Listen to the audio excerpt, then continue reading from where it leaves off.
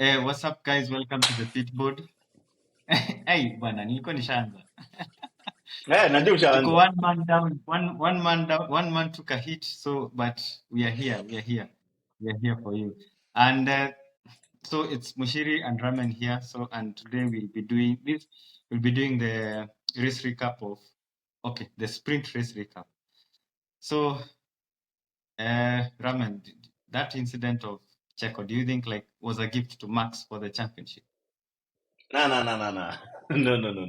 You won't throw my man Checo under the bus. So there are a lot of conspiracy theories going around that Red Bull gave Checo an instruction to make sure that he DNF'd in today's sprint race to give Max the championship. Well, whether he DNF'd or not, Max getting the third title, it was inevitable. You can't stop the train. But that was an unfortunate incident, not purely entirely on Checo, but we had Hulkenberg, Ocon, and Checo having a drag race down T2 or turn 2, and that was really tight. And as much as it's a racing incident, I think Ocon is to blame there. But I don't think Checo did that intentionally to give Max the championship. But now that championship, did you see? Now he did like this. People no longer do this. Do this. Why? They do like this. Is that the reason why? I don't know. But it's funny because he knew he was gonna win, and after winning, even I knew he was gonna win it. But after winning it, it's like wow, he has actually done it. Like at that moment, you don't know. Anything can happen. I'm sure even him as a racing driver, so anything can happen. So it was quite a race by the way. So in what stood out for you in that sprint race? How quick the softs went off. Yeah. Well, it all boils down to the Ferrari and the Mercedes battle, because I think that was supposed to take center stage, but I think Max having an opportunity to get the third title took center stage. But we saw a split in strategies between the Mercedes, Hamilton, and the two Ferraris. So the two Ferraris and George were on softs and Hamilton was on mediums. So from the get go, from the moment the strategy was being put into place, Ferrari said, as we're going on the softs and we're going for track position, we are going to try and maybe get ahead of the guys in the softs. So here we're talking about the McLarens and Max. And I think we all know what happened in the first lap. They're able to do that. But I don't think they accounted for the tire deg and how quick those softs would fall off. Because man, it was carnage. Everyone on softs was being mugged by guys on the mediums. But how quick the softs? Yep. Sorry. Did you hear that team radio of George saying, "We got a pitch. We need to box." Pitch. Yeah. I'm gonna laugh. We have pitch. And you were so negative, George. Negative. Yeah. You're going to score 0 points. I think George lacked situational awareness here, because if you're on the softs and it's a safety car, all of you are bunched up together. If you go into the pits, you'll come out last, and you're going to get 0 points. And there were not many laps. So we didn't have many laps remaining. So again, you make your bed and you lay in it. So I'm pretty sure when they made that strategy, they knew that if the softs maybe would fall off, then that gamble wouldn't pay off. But still, at the end of the day, they're able to get 1 or 2, 3 points there. But George, nah. So I was listening to Hamilton's interview. He said, like, he was asked what he thought about the strategy. He said, I knew the softs were not going to last. And for George, he said, we didn't have much running in P1. So we didn't have any data. So he said, why not go for it? and it was quite an interesting race, even for the Ferrari guys. If you remember, at lap one, there was Charles and Carlos. Even later in the race, uh, Charles was saying that his Sainz is struggling. Like Struggling, there yeah. was a battle in between the Ferraris. So, and I have a theory Mm. is that for okay for the Ferrari guys when whoever goes to turn one first maintains that position. Mm. That's interesting. Okay. Anyway, I think yeah. So anyway, let's go back to the restart. There was this incident where I would say Lando was mugged at the start, and on the other hand, Piastri had a fantastic start. Oh, yeah. And other than that mistake, there were other mistakes Lando made. Also, there were mistakes Lando made in the shootout sprint. And I'm very sure by now Lando is getting uncomfortable. By the way, and what do you think? What do you think is happening between the two drivers now? Uh, so McLaren, I think they're in a really interesting situation here because they have one driver who's experienced, that's Lando, and they have a rookie who I can say he's matching the experienced driver. So now, when you give both drivers a really good car, then you're in a bit of a pickle. Yeah, like, do you tell the rookie to stand down to let the Mm, experienced driver have the best chances of maybe getting a win or scoring more points? Or do you just let them race? Or do you let whoever's better at the end of the day get more points home?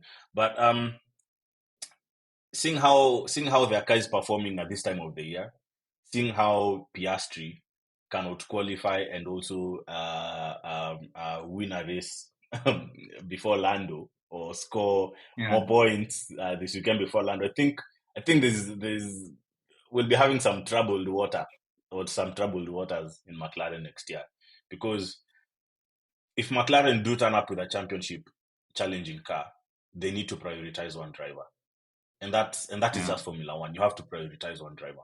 So when you have two drivers who one is a rookie, sometimes performing better than your experienced driver, but on race pace could be lacking a little bit, who do you choose? Who do you choose? The person who's qualified higher?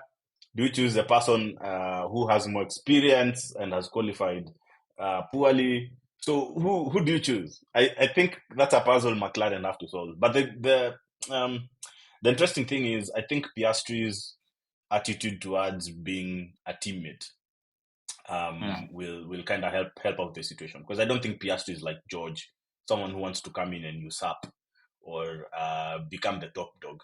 So Piastri probably will just lay low, and I'm pretty sure we'll see some team orders maybe come into play next year if they have a championship challenging car. But that's one situation that we need to keep an eye on. What are your thoughts, man? Yeah. Okay, so for me, when I saw, you remember my prediction? We did Mm, give some prediction.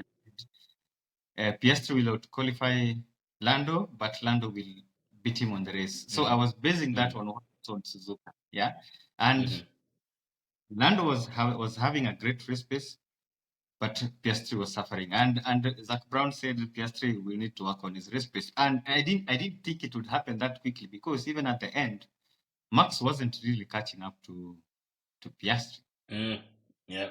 So it's McLaren are actually a big threat. So and then now Piastri having worked on his race pace, I'm assuming. Too early. Wait, I, Muchiri. No. It's too early to say Piastri has worked on his race pace. It's too early.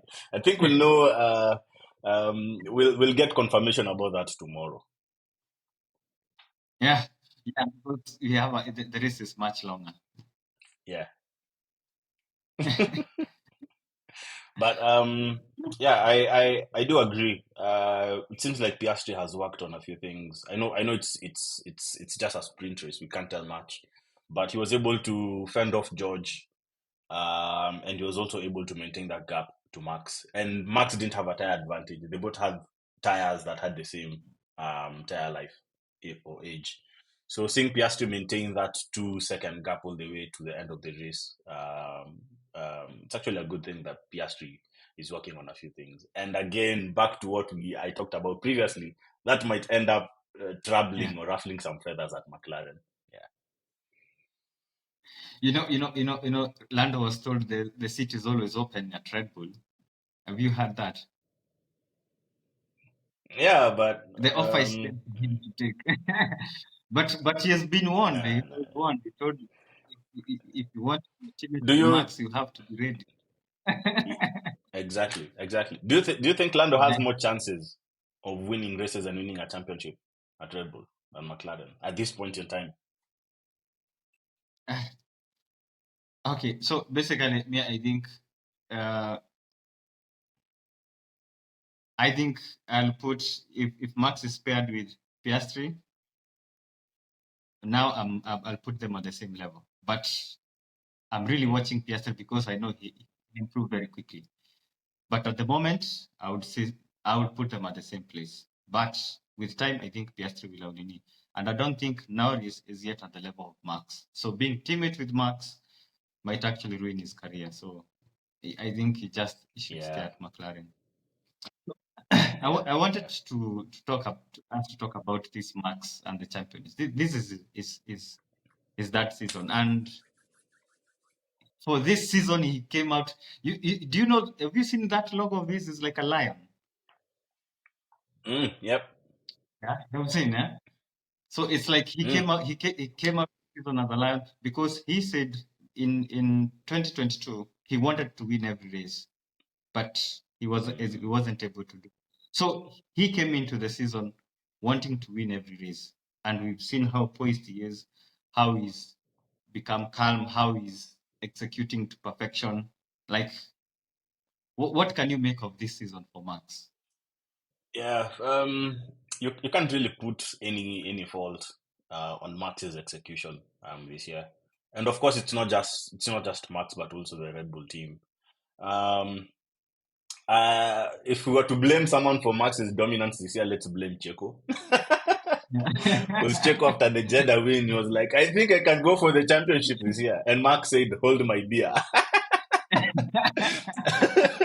And the rest is history.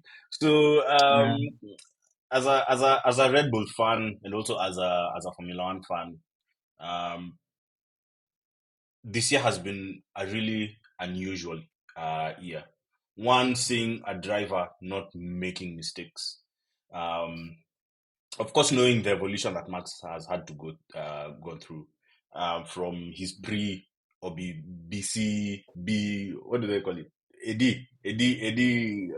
21 before AD yeah, 21, and the new Max after AD 21. There's yeah, there's a significant difference, or there's a huge difference between the two um, uh, types of drivers, even their mentality, how they're approaching the racing, the kind of risks that they're taking. So yeah. seeing Max getting or achieving this level of success this year, um, it's astonishing seeing the level at which he's operating in. He's taking The every race dominance. as it comes. He's Yeah, more he's concentrating more on being consistent on winning. Yeah. yeah, yeah. However, we might see a few cracks here and there. Like today, I think GP had to tell him, "Hey, you just chill. The race will come to you. Don't be in Yeah. a hurry to make hasty decisions." So we are still seeing the old Max there, but Yeah, but at creeping least up he a has little someone. bit.